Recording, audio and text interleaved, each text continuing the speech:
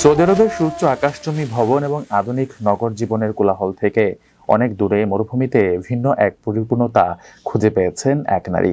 সৌদির উত্তর সীমান্তের মরুভূমিতে একদল উট নিয়ে একাকী জীবনযাপন করছেন সে নারী। তার নাম রুকিয়া আল রুআইলি। তিনি মৃত স্বামীর প্রতি স্মৃতি রক্ষায় তার রেখে যাওয়া উটগুলো নিয়ে মরুভূমিতে বেশ সুখেই বসবাস করছেন।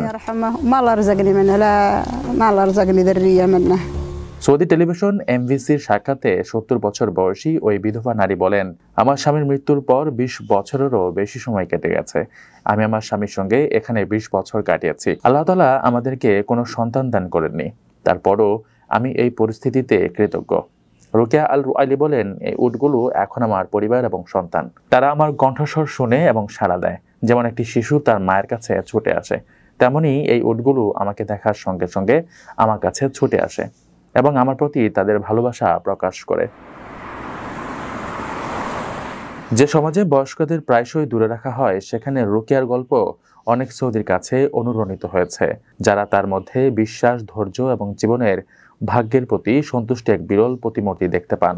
তিনি শহুরে জীবনের শীতাতপ নিয়ন্ত্রিত আরামের জন্য আকুল নন, এমনকি তিনি আধুনিক প্রযুক্তির প্রতিও আকৃষ্ট নন।